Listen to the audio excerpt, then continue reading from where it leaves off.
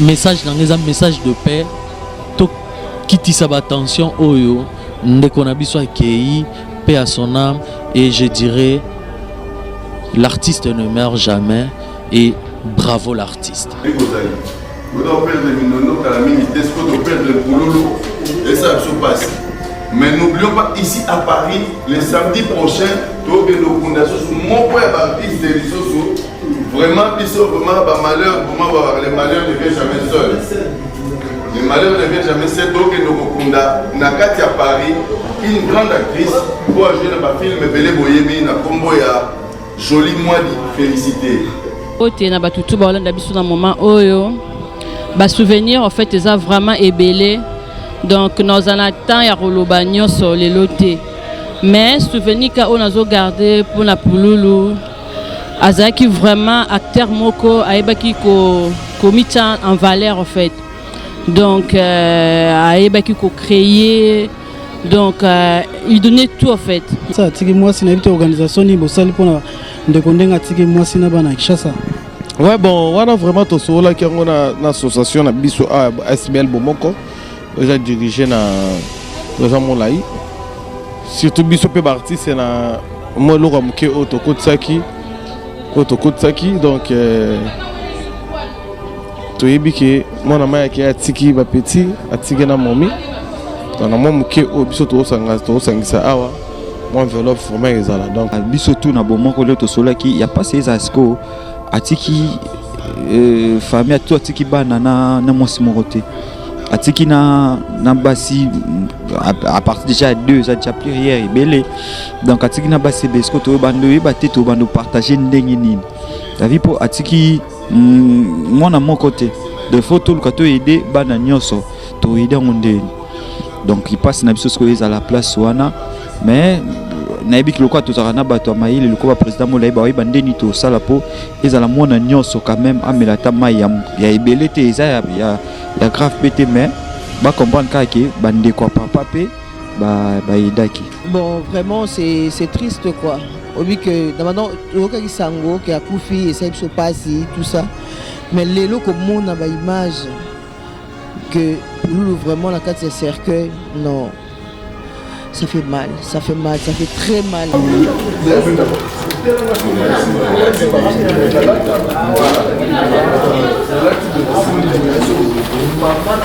Alors qu'on y a Erwana, n'a pas ici.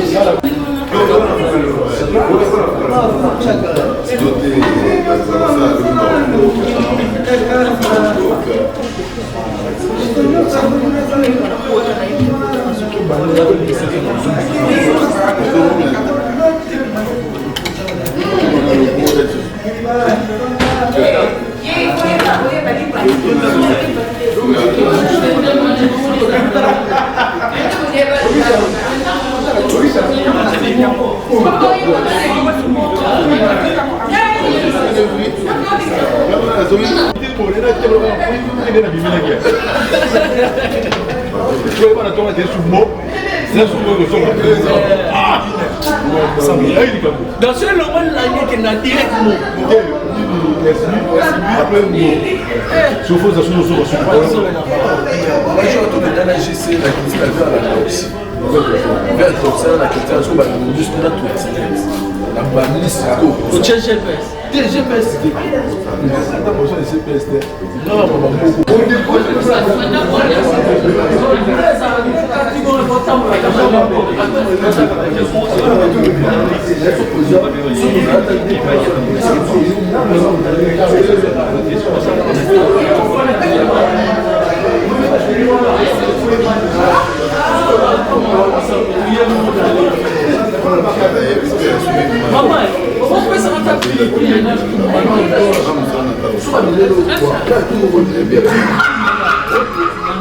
C'est un concept pour vraiment apprendre à chuchoter votre peau. La peau a besoin de la communication. La peau, elle n'a pas besoin d'être négligée. Chez Grace Beauté Cosmétique Paris, nous travaillons pour la restauration de la peau. Nous sommes là, on confectionne de produits cosmétiques pour la peau mate, la peau métisse, pour les enfants, pour les hommes, pour les femmes, aussi pour les femmes enceintes. Quand vous arrivez chez Grâce Beauté Cosmétique Paris, posez vos bagages. On s'occupe de tout, on s'occupe de la restauration, on s'occupe de comment vous allez communiquer avec votre peau en toute sérénité. Ah, une plante verte d'Amazonia.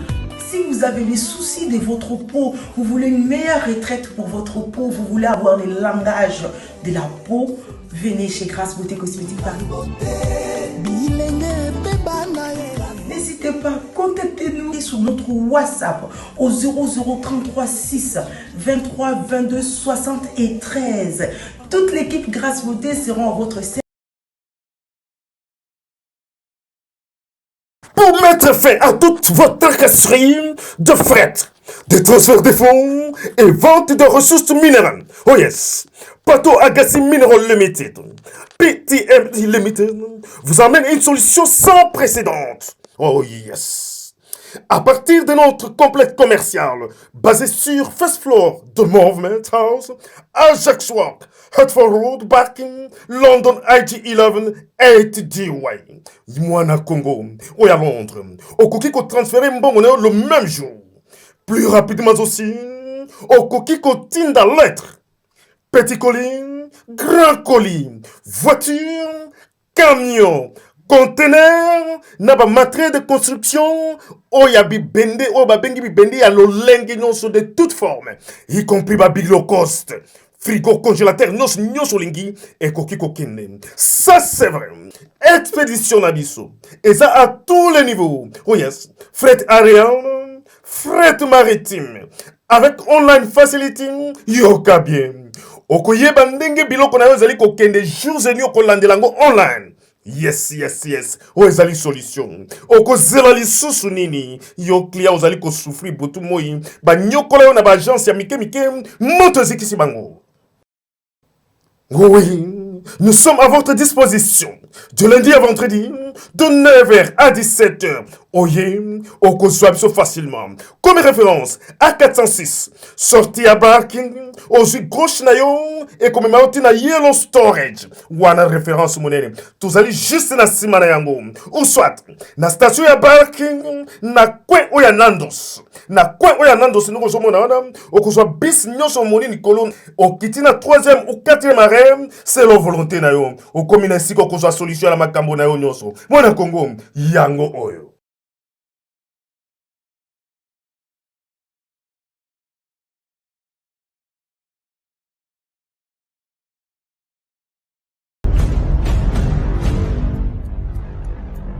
Beauté.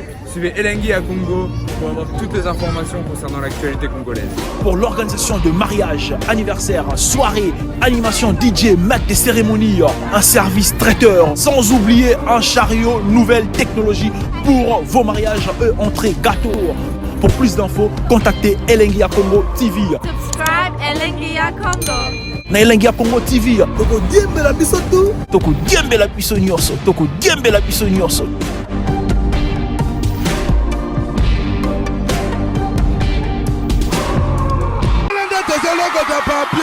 Elengi à Congo, Glody Diasika, la mignonne, hey, la mignonne, et Tracy Mbelenga Pro, Tracy Mbelenga Pro, Kata. Les amis, regardez bien cet endroit. C'est le salon LTC, le meilleur de Bandal. À Bandal, c'est Paris. Il est situé sur l'avenue Kassavoubou, juste à l'entrée du bloc commercial. Oui les amis, au salon LTC, la main qui façonne les têtes des gens est une main experte. On s'y fait coiffer à tous les styles, l'afro comme l'européen. Et oui, ce coiffeur talentueux qui officie au salon LTC, c'est Fernando Mbaya, la garantie du traitement de vos cheveux. En plus, Fernando Mbaya est un expert en coiffure mixte. Chez lui, c'est le grand art, la coiffure haut de gamme. Au salon LTC, la coiffure est élevée au niveau supérieur. Aujourd'hui, le salon LTC reste la seule référence de la coiffure à Kinshasa. Et oui les gars, à l'unanimité, reconnaissons qu'il est le meilleur.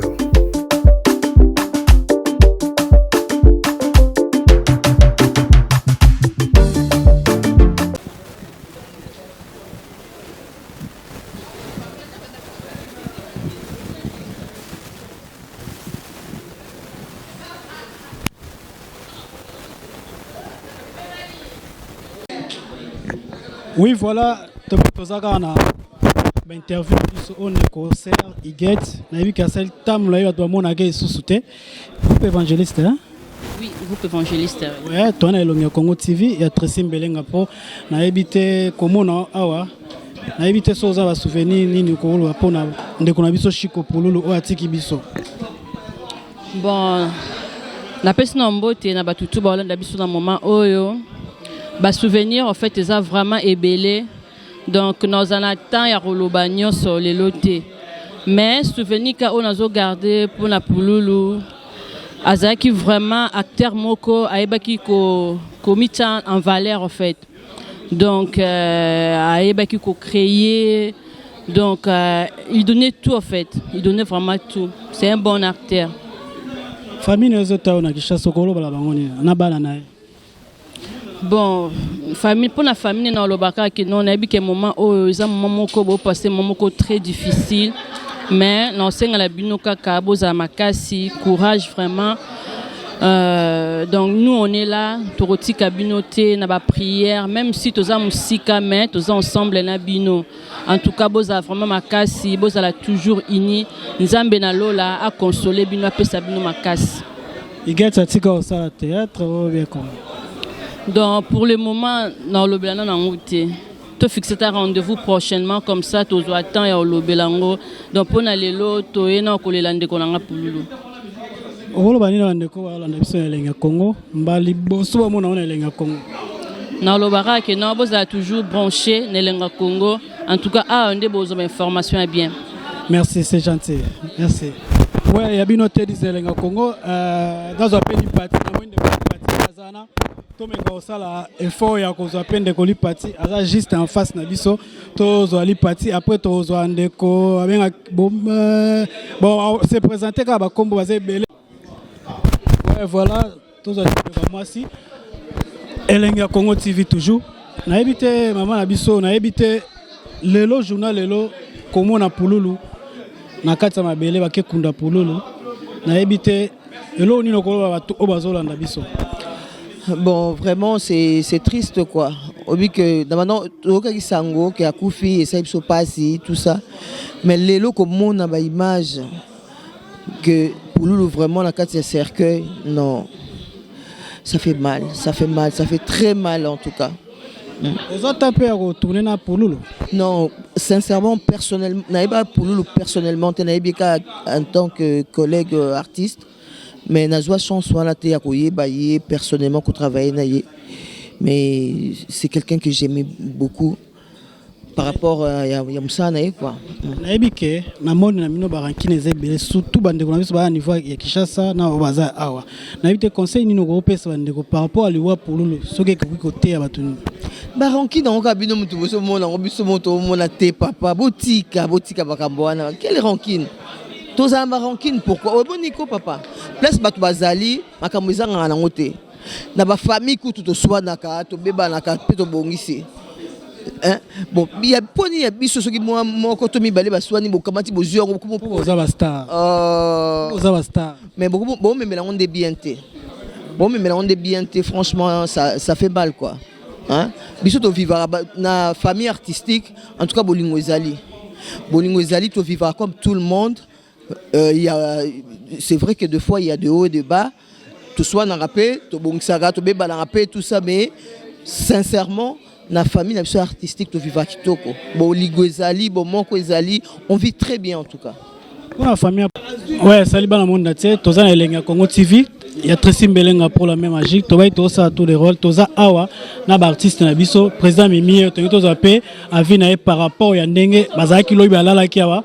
Lelo pe baza awa donc ba partant bazo panza na kati na éviter ceux qui akolo bani par rapport ya ndeko na biso Chiko Pululu osaki musaki toko batu nyonso tout banda ko sepena na lelo azati atiki biso na éviter président Mimi so akolo bani pona journal lelo. Merci beaucoup vraiment ndeko na ngai na sepeli. Déjà premièrement na pesi na bino mbote na pesi bino da fait félicitations pardon pour na ndenge boye ko assister biso lelo encore une fois so za déranger na télé mapo to za la kaka to za na biso à l'aise ouais to la la kia wa monika nde makamonde za la na kisasa tant encore à c'est Bimaki, je peux côté tout ça qui organisation. Tu faisais qui lobby, tu faisais la bango longo, tant on va pas que kokunda je peux tout ça aussi le photo kabana, tout panza pe karaté. Pour le accueillir, encore une fois paix à son âme. Mais l'artiste n'émerge jamais. Donc, nous avons besoin de beaucoup de ça qui peut agir. En tant qu'artiste, il y a un compte rendu par rapport à Kinshasa, qui n'a que vous avez bango en communication. Ben oui, bon, tous en communication. Donc, l'habitant déjà, parce qu'il y a une morgue. Pendant que nous avons tous en bango, tous en bengana, tant encore et bayo changona qui tambo, ça va. Le lopel sur tout temps, bon, ok, bon, tambo ça corps. Si n'est pas comme un tous en bango, mais organisation vraiment. Et les qui n'ont bien, donc déjà Dieu soit loué par rapport à ça. Pour tout le monde qui m'a ramené les canakimia. Donc au moment que biso petoza les lots sangani, kanapete tozo kabwana talara. Mais masakei, yebiga basanga misika et sali biso mabe. Bon, mais choisate. Na part na on pesa bino ga félicitations pour ba topé ba itam subino pe ko to boko sanga te mais bo le ligne de konabino biso dozale elengi ya Congo to confirmango na ina tuna esusu par rapport à ndeko ndenga tiki bana na Kinshasa tiki mwasi na bité organisation ni bosali pona ndeko ndenga tiki mwasi na bana Kinshasa. Ouais bon, on a vraiment to sola qui on a une association na biso ASBL Bomoko déjà dirigé na président Molayi surtout biso pe artiste na moi le ramuke Otokotsaki donc tu es que mon ami qui a tiki ba petit a tiki na momi dans mon muke o biso to sangisa awa mon enveloppe vraiment ezala donc na kombo ya association ASBL Bomoko donc je tiens à remercier tout le monde na oyo ba soutenir biso pendant matanga ya masana biso donc Masalanga Junior Ango maître Ango amigo Ngombo cette commune donc et puis Zigura félicitations vraiment pour la Belgique comme aider comme Morom Tayaki donc Masalanga Zigura présent Zigura félicitations et belé donc ndenge oyaki to sangana ki to les liens ensemble donc pona makambo etali ndenge masatiki bana organisation ezali secrétaire ya masolo za metalike donc yem ta récolté makambo donc organisation ezali moi lo ramuke au monana moi enveloppe tout ça là que tout signe de la mère pour la makambo ndenge ezali de salami OK lo basuka nyo ko par rapport à mukolo ya lelo donc ngai lo basuka kutu teme lo ga ya kabwana pona koloba pona kabwana bino la félicité soit encore une fois Elenga Congo Tresimbelenga pro na yo pe souffrir nanga et puis na remercier artiste tout autre ça awa na op baza misika na ndenge to leli ensemble omoni ngai sala nga ba nostalgie ko mona ba ser na biso ba Denise Lipati ko mona ba Omega ko mona ba ser na ba bipale boye donc ça la ba nostalgie donc na remercier soit encore une fois artiste tout l'organisation tout sali na ndenge l'équipe bien merci beaucoup à toi aussi mon président Jean Molayi donc l'organisation Venanga Janifa encore une fois petit frère propre Douche Kapanga ou c'est blanc donc tout ça on a ensemble quoi la merveille mon coco papouche 1500 1500 1800 puis na moni pe fisson tremblement na moni pe Kader orphelin de père donc plaisir à toi donc nga vraiment encore une fois l'artiste tout bazana Congo ndenge bino bosalaki organisation kuna nde biso pe to sali koto to ça toujours ensemble nzambe azo lokumu na ndenge makambo leki na ndenge oyo to kanisa ki eleka nzambe azo lokumu po salika nde to yokanaki. Merci merci président 2 minutes merci président 2 minutes ya bino tedi sto saulia na Elenga Congo TV j'espère à tous un peu président Douche Kapanga mundele moko za na nini na masolo ya théâtre Congo ka moko Douche Kapanga président na habité toza na bonne santé. Ouais, santé ça va car na rythme matanga quoi. Président to sepe na organisation félicitations non organisation bolala kia wa lelo suboye lisusu pona kolela ka ndeko la bino pululu oyo asepelisa ki ba congolais asepelisa ki batunyo soto bandeko nyonso bala ndona Elenga Congo na bité message ni okoko pesa batu azolanda biso. Déjà je tiens d'abord à remercier Tresimbelenga na Glody Diasuka na ndenge babandaki na biso depuis sango ya liwa ya ndeko na biso basiste biso na ba réunion ya préparatif et puis ti lelo bozaka na biso merci et na ko remercier bandeko nyonso toleli na bango elongo quel que soit ici en Europe, en Amérique ou en Afrique bandeko nyonso baleli na biso elongo, un grand merci. Et voilà, notre frère est parti biso batuto tikali to baka que Nzambende azara mettre à tant en circonstance yende a décidé lelo à récupérer souffle de vie à Tchaka biso. Donc ouais pesara biso quoi. Donc merci à tout le monde, merci na bandeko nyonso de loin ba contribuer qui peut pour na réussite ya ba obsèque ya ndeko na biso quel que soit kuna na Congo na awa na partout ba obsèque na salami. Donc voilà. Président Babiyo mtoza na organisation ya matanga ya Pululu a niveau Paris na ebité soki organisation ni bosali po na Pululu atiki mwasi na bana. Tona bina bana ça veut dire babie bazebele. Organisation ni bosali po na bandeko pe o ya tiki na Kinshasa. Bon, Moni Babilo Moussou, c'est pas la peine de le dire à la télé. Biso bande konaye ba artiste to yebi auto sala après matanga to yokanaki na ndenge na biso nyoso ba artiste auto en Europe awa et on va faire un geste pour na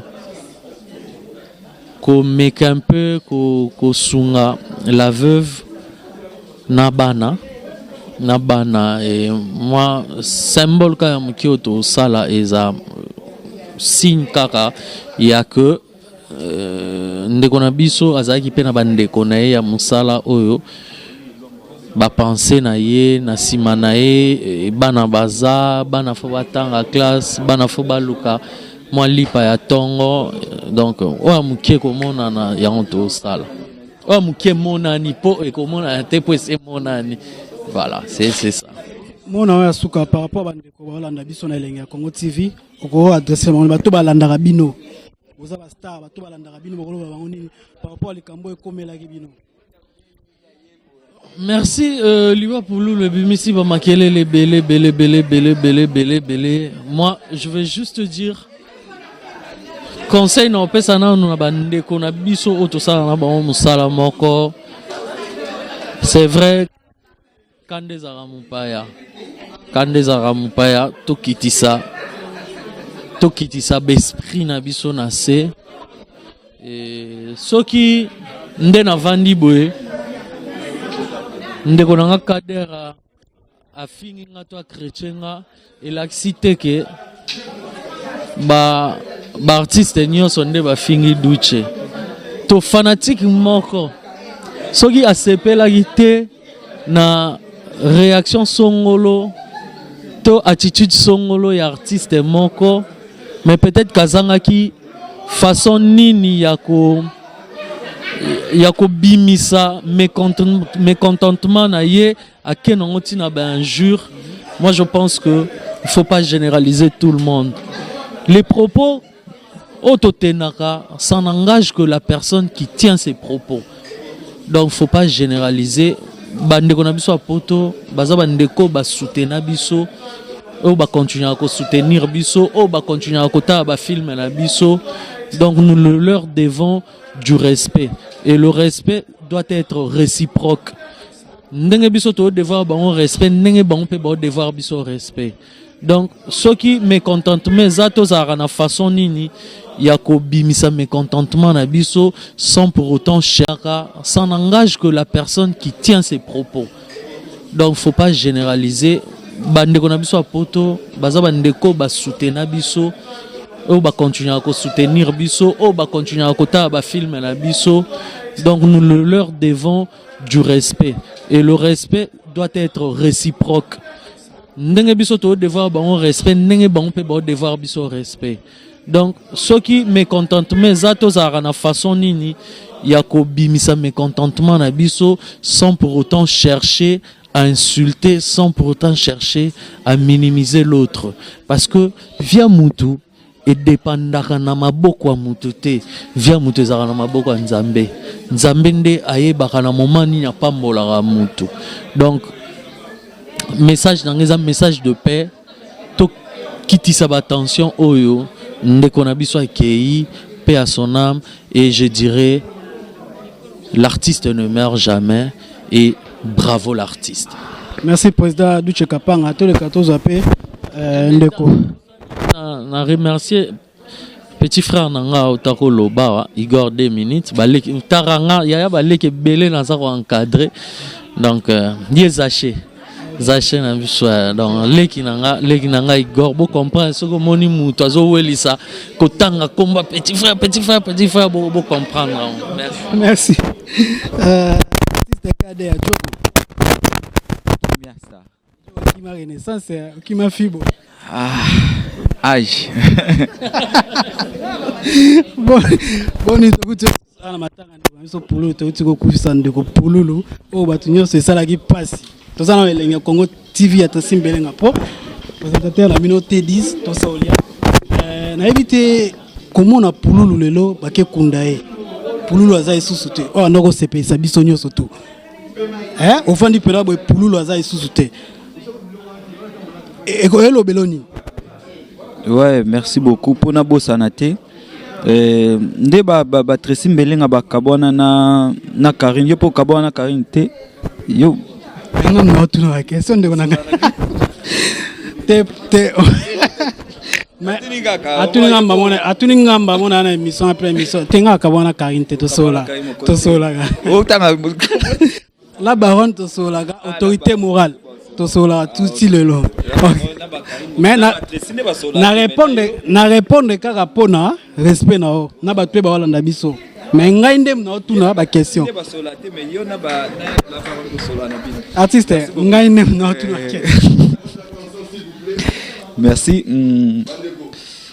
bon moni ko perdre mutuko la monstre ma bena biso ba congolais to ba valeur mutu sukazate to se to perdre les années certaines bolingo ne to sala bolingo ceux qui ozana moi si to zana mbali o ba valeur na été mais ceux lobi azati de comprendre valeur na c'est-à-dire ba elembo il faut la que ça biso déjà qui to mi pesa na ja valeur et puis ba tu peux pas pesa biso valeur natan et ya mokie o to zarana bango et puis pour ko zanga mtu kwa monstre et ça passé na biso donc to remplacer ba tout mais pour tout remplacer ils a passé les années tinga lubaye na vie nanga mundori mais ils a passé kolo bana famille ni bolanda biso o bazana Kinshasa na ebike na part na bino organisation mo sali pour la famille na epati moi sina bana na Kinshasa ouais mais ce que et lo to soleil net lobina na président Duche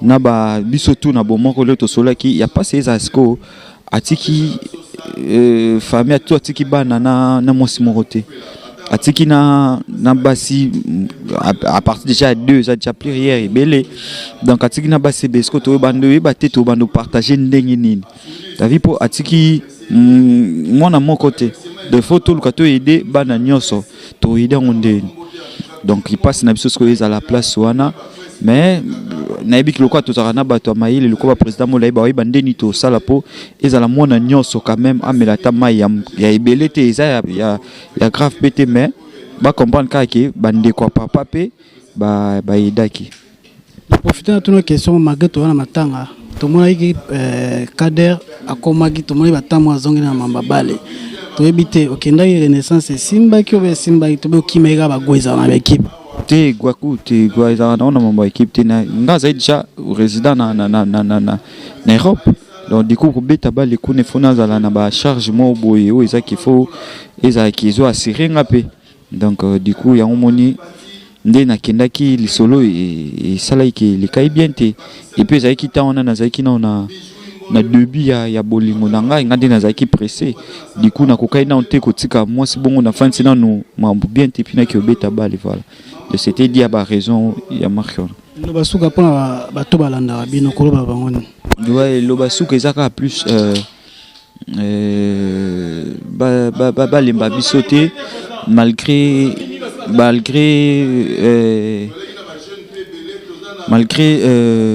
ma bezanga te place bat basangani na sens ni na mambo ile kaki entre ya biso na ba frère na bi na ba ndeko na biso ya Europe ba comprendre que ba tension ezaki likolo mais plus pona que musika te bato basel mabe ba kaka bolimbisi donc ba limbisa donc tozara déjà famille. Ouais, merci artiste Tomé Gozona le président Mola Inenga Zola na bité soko ba sa caméra kuna ça bien quoi merci.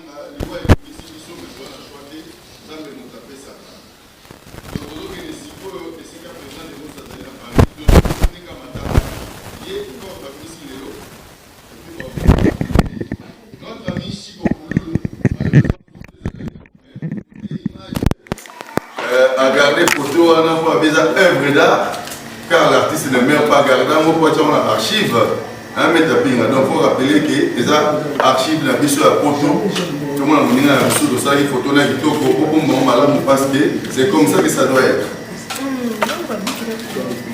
Pour le Koufi, Bakundi, Léon la nécropole. Tout le monde a les leçons qui va pour baser en mécanicité pour ça n'a pas date au thé, l'autre perd de minolo karaté. Un tremblement, comme c'est un ténèbre gozali. Nous devons perdre des minons à la même vitesse, nous devons perdre des poulots, et ça se passe. Mais n'oublions pas, ici à Paris, le samedi prochain, nous avons une fondation sur mon point baptiste de l'Issoso. Vraiment, malheur, les malheurs ne viennent jamais seuls. Les malheurs ne viennent jamais seuls. Donc, nous avons Nakati à Paris, une grande actrice, pour jouer dans ma film, Bélé Boyebi, na combo ya joli mois de félicité. Vraiment, c'est maintenant notre banda. Tu as mobilisé, à part l'objet de l'entraînement et moi, il y a des roses, mais c'est maintenant mon bâtiment qui est focalisé, on a l'IWA félicité. Donc, c'est la responsable parce que l'IWA félicité, parce qu'il y a des choses qui ont pensé, il faut quelque chose en dramatique, ou bien extrait, ou bien one-man show, pour la soirée, on va fonder des artistes Azala vérifiés. Donc, encore une fois, merci. Je remercie ma communauté de association vraiment au état du financement, Maman Metalba qui top. À féliciter.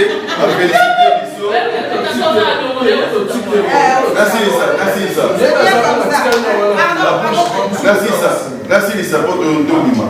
Alors, Maman Metalba, félicitations à Nengo dans cette cotisation, s'il vous plaît, JC, cotisation Kotinda Lobibaya Devos est déjà prévu. N'hésitez pas à apporter quelque chose sur la Devos. Pour mon maman Maya, pour contribuer à l'IWA de Devos. N'oubliez pas. Mais à partir de mercredi, mardi, Nicolo, la biso artiste à Paris, tout Panyamatsanga, donc il y a un tout Kabamawa, Nabatakin. Ok, merci. N'habite ça au Golo Banina, de Konyo, Sika, pour Nakoyako, la Polona, Malili, mais de quoi se déplacer pour Bayako, la Muninga, la Zaki, na Tango. Azaïko tourner quoi. Non, mais ils ont plaisir à tout parce que biso artiste tout au Sangani. Artiste tout Sangani tout hier au là tout Kabamawa tout bazana kin vraiment ils ont vraiment une volonté dans la grève à train donc le département ensemble on a pas pandi biso tout panel là vraiment courage qu'à la famille nous le bezati quoi. Beauté. Suivez Elengi à Congo pour avoir toutes les informations concernant l'actualité congolaise. Pour l'organisation de mariage, anniversaire, soirée, animation DJ, maître des cérémonies, un service traiteur, sans oublier un chariot, nouvelle technologie pour vos mariages, entrée, gâteau. Pour plus d'infos, contactez Elengi à Congo TV. Subscribe Elengia Congo. Na Elengia Congo TV toko diembela biso tu toko diembela biso nyonso toko diembela biso nyonso.